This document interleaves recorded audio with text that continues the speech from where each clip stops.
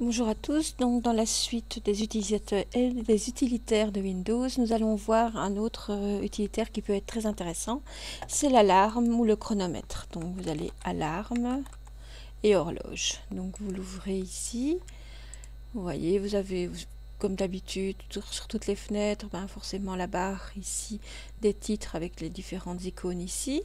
Alors ici vous avez, donc je vais peut-être le mettre en plein écran. Vous avez le minuteur, donc on va par exemple définir un compte à rebours. Vous voyez, vous l'avez en plein écran ici. Je peux réduire ici et je vais simplement le modifier.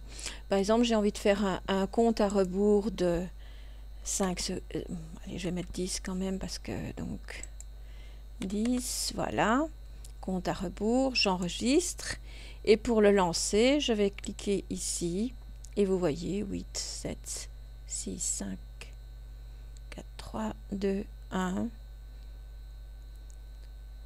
0 et voilà. Et vous voyez, j'ai une petite ici, une petite minuterie, une petite notification sonore. Je ne sais pas si vous l'entendez vous. En tout cas, ça fait un petit son comme une alarme. Et puis je fais, ici, je vais faire ignorer. Ça, c'est le minuteur. Donc, quand vous l'avez, vous avez ici. Donc, vous voyez, là, c'est les secondes, minutes, heures. Ça peut être intéressant si vous partez pour une réunion ou quoi, vous l'avez et que vous travaillez, et si vous êtes un peu distrait, vous l'avez ici.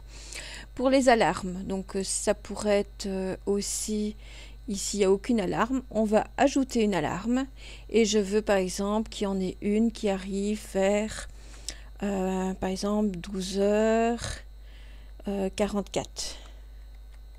Voilà, et je vais l'enregistrer, je peux choisir le mélodie, le xylophone par exemple. Je vais choisir quand je la veux, soit je la répète, je ne vais pas le faire ici.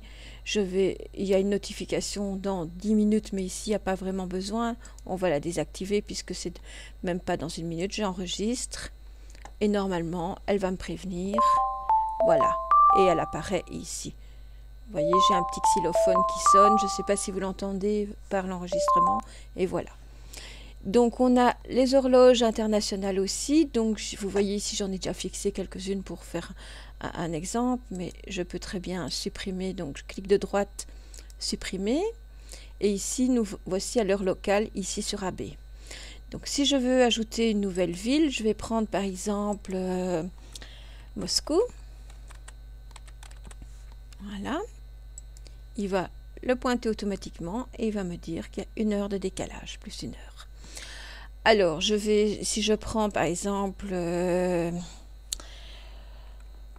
Honolulu,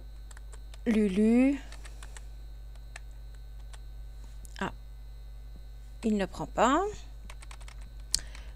Oui, si je me trompe, voilà, oui, j'avais fait une erreur de frappe. Voilà, il est minuit 45 à Honolulu, ici. Donc voilà, ça vous permet d'avoir une petite idée des différentes heures. Si vous travaillez, travaillez par exemple avec les États-Unis ou la Russie, c'est toujours important. Pour ce qui concerne le chrono, on va commencer à lancer un chrono. Je vais le lancer ici à 0. Vous voyez, vous avez les centaines de secondes et puis hop, les secondes ici, minutes, etc. Et vous faites stop ici, etc. Donc ça, c'est une autre option quand vous lancez le chronomètre. Voilà, c'est à peu près tout. Ici, dans les paramètres, on a aussi les termes du contrat, comme pour la